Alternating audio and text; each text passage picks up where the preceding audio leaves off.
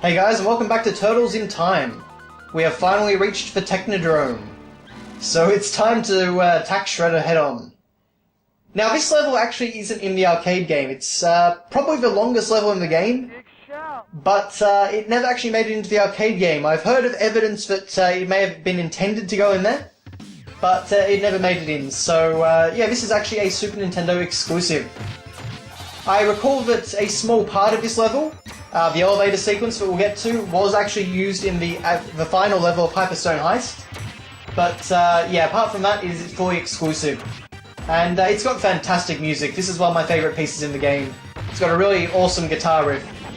But I actually haven't mentioned that very much, but the music in this game is just fantastic all around. I never really get tired of listening to this. Now, one thing I haven't really commented on is that you can actually grab your enemy and toss them around, as you have noticed me doing quite a bit. Oh, and here we have, of course, mouses coming off the production line. They're only in this level, but it's nice to see that they were included, given that they're one of the more iconic foes from the series. But, yeah, so you can actually grab your enemies by essentially holding... It's a little bit confusing to explain. Basically, you've got to kind of stun your enemy by hitting them, and then you hold down on the D-pad, and you press the attack button. And you will either grab them and start smashing them to your left and right, hurting other enemies, or you'll throw them at the screen, just like that. And this is a really cool technique, but you see, in the arcade game, and Hyperstone Heist for that matter, you can't actually do it at will. It's not a button command, it just happens randomly every now and again. So the Super Nintendo version is the only version of this game where you can actually control that, and that, to me, actually really makes the game much better. It's actually the same with the manual and automatic dashing.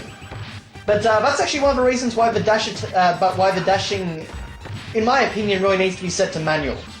Because when you dash, you can do that special dash attack. And there are some enemies that block later in the game. Actually, we'll be seeing them very soon. Oh, hi, Shredder. Essentially, they can only be...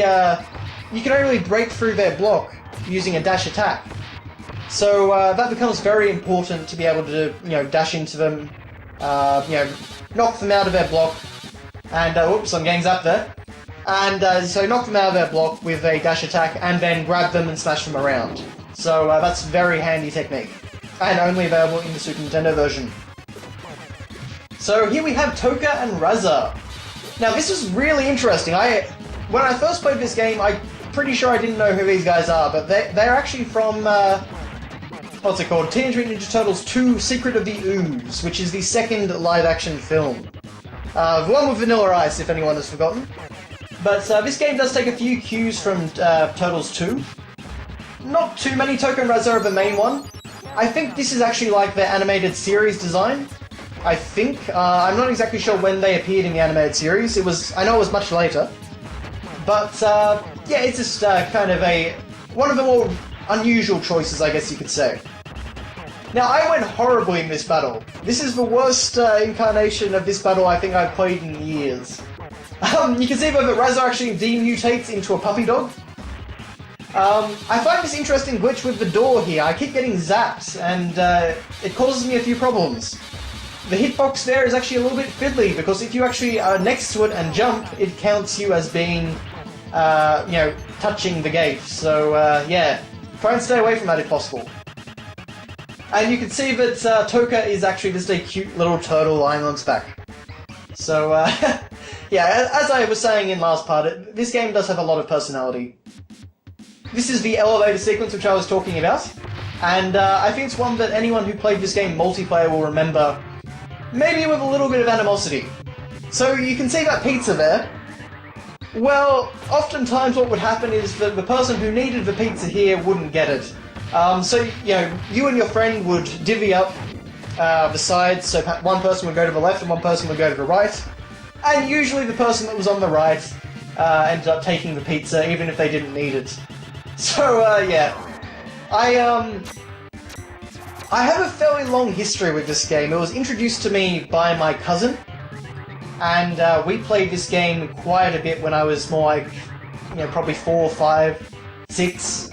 I was absolutely terrible at the game, and I didn't beat it for a long time. I only beat it thanks to the help from my cousin. But, yeah, we we played this game quite a bit. This was one of my favourite games when I was really young. So yeah, it definitely holds a special place in my heart. But I also did play this with my dad a little bit, and even my mum actually. I made her play this with me a little bit, and never got too far, but yeah, I had a lot of fun regardless. One of the few games I've played with my parents. And just in more recent years, I've had a little cousin, and I introduced this game to him because he is a massive Turtles fan, and we have played this game possibly dozens of times by this point. He really, really likes it. He's kind of lost interest now, but yeah, it's been a lot of fun playing that with him, and he really, really loves the game. He, when we were first playing this, he just kind of, we were playing, and he turned to me and just goes, "Josh, I love this game." This is when he was about 4 or so, yes, for anyone that thinks Turtles in Time doesn't hold up, well, New Generation says that it does. So, and he's into, you know, iPad games and all the Lego games and things like that. So, I should say the iPad versions of Lego games. So, yeah, it's kind of interesting to see that this game still has a place amongst younger gamers. But yes, this is a boss that was changed significantly for the hard mode version, and is totally unique to the Super Nintendo game. So you have to actually dash into these red soldiers, which will block your attacks, and you have to hold down to throw them into Shredder. So very unique concept. In the normal mode, or easy mode, they don't block, so it's a much easier battle. But in the hard mode, they do block, so you've got to dash into them all the time, and it makes it a lot more difficult, especially with 2 players. But Shredder jumps into the screen somehow, and "My patience is wearing thin, I'm banishing you to a time warp, from which you will never return." The arcade version of the game actually does have voice acting for him. So someone, probably a Japanese man who doesn't speak a word of English, does actually do that line. So that's kind of funny, except he does it at the end of Sewer Surfing. So instead of Rat King, Shredder just appears as a giant face and says that he's sending you back in time. Prehistoric Turtlesaurus. So yeah, interesting change there. I think that's definitely a change for the better. I like the fact that you actually have to defeat Shredder once. Now, though, we get on to Prehistoric Turtlesaurus. In my opinion, by far the worst level in the game.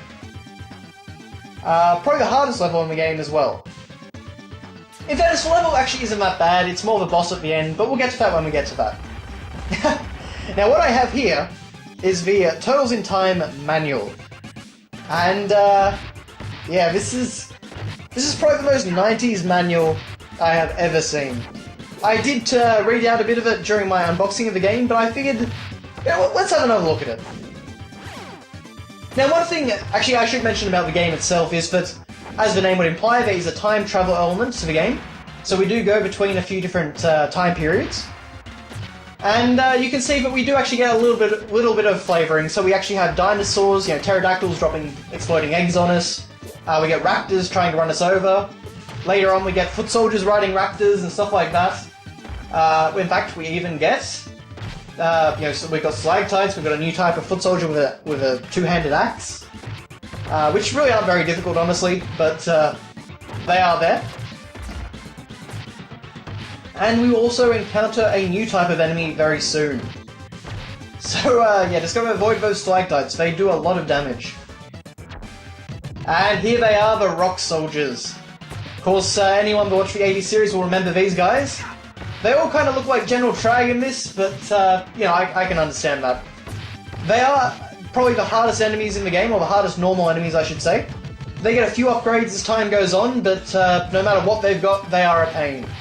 So, yeah, you can throw these guys, but it won't do much. There's really no good technique. I would suggest maybe trying to keep your distance, unlike I'm doing here. And just when they charge, you try and interrupt their charge with a well-timed attack. But yeah, there's really no perfect way of dealing with them. You've just got to try and do what you can and hope for the best. Oh, and here we have the bomb-throwing foot soldiers in yellow. And one hit takes them down, but they immediately leave the screen after they've thrown their bombs. But they are an easy way to get a few extra points, which you do want for extra lives. If you're on hard mode anyway. But anyway, let's take a little look at this manual here. Congratulations, you now own TMNT 4 Turtles in Time trademark for your Super NES trademark. To prevent total extinction, read on, dude. So, Shredder just picked up a woman. Sunday evening. You're sitting around the sewer watching your main reporter, April O'Neil, do a live remote. From the Statue of Liberty. Then it happened. A humongoso flying android screamed out of the sky and ripped Lady Liberty from her foundation, sending hundreds of freaked out tourists into the harbour below. Wait, what? Are they saying that they killed people? No way, cried Raphael. Way, replied Donatello. Yeah. And I'll bet you all the pepperoni in Little Italy, who's flying that... What? And I'll bet you all the pepperoni in Little Italy, who's flying that... Scrappy. Leonardo grabbed his katana blades. Let's pop by our friendly neighborhood Technodrome and pay Shredder a visit. With the cunning of an ancient ninja warrior, you battle through the first 3 levels that lead right to the heart of the Technodrome. There you find Shredder. Oh, actually, hang on. I've got to talk about this before we finish. This, ladies and gentlemen, is Slash. I hate Slash. I have always hated Slash. This guy is the reason that I couldn't beat the game when I was really young. He is, without a doubt, the hardest boss battle in the game. Nothing after this will even compare. This guy can just completely destroy me. Nice attention to detail on the Shredder mountain in the background. I've got no idea who would have carved that. Being this, given this is prehistoric times, but it's a very nice background. So the problem with Slash is that he blocks everything, particularly on hard mode. On hard mode, he is ridiculous. On normal, he's difficult. Hard mode, though, he's just a monster. He has incredible range with his sword attacks. He has perfect timing, so he can always hit you when you touch the ground. Or in front of him, or even slightly south of him. And the only way to hit him is to hit him on his back. Now the best way to do this is to attack him when he finishes a jump. But the problem with that though is that there are times where he just will stop jumping. I've got no idea what triggers it. And basically that puts you in a very tight position, because he will just block everything and he will destroy your life bar. This guy would steal quarters. I've got no doubt. That's why he was designed. But, really not a fan of Slash. He is really the only down point in this entire game. Whenever I do a playthrough, I always dread fighting him. Because it's never fun, and I very rarely beat him on my first go if I've got less than 3 lives. So, not a fun one, unfortunately. But anyway, let's get back to this menu. So we have cornered Shredder in the Technodrome. You've been a bad boy, you bloated beanbag, says Leo. But it's nothing a good thrashing can't fix. After you defeat Shredder, he goes over the edge, knocking everyone into an activated Matrix translocation beam. With a flash, you're all sent back in time. Now you have to fight Shredder and his horde of historic hooligans through 6 levels of utter weirdness. You've read history in class, now it's time to rewrite it. And there I go. Almost got him, but he just didn't jump. So we have the game over screen, and as you can see, we actually have the poster from the original live-action Turtles movie. But I'll show you a little bit more of that a bit later. Anyway, so we're back at Slash again, and this comes down. As you can see, I've still got 1 life. He's only got 1 more health bar, and yes, I can do it. I unfortunately did have to replay the entire level, so I was pretty annoyed at that point. But thankfully Slash explodes and is trapped forever in prehistoric times. I must admit, actually, I never did see Slash in the cartoon when I was a kid. I only saw him in more recent years. And he was a real letdown. I mean, the game made him out to be awesome. But, nope, in the cartoon he is really, really... probably one of the silliest characters they ever did, in fact, and that is saying something. But anyway, that is the end of part 2, so thanks a lot for watching, guys, and I'll see you next part.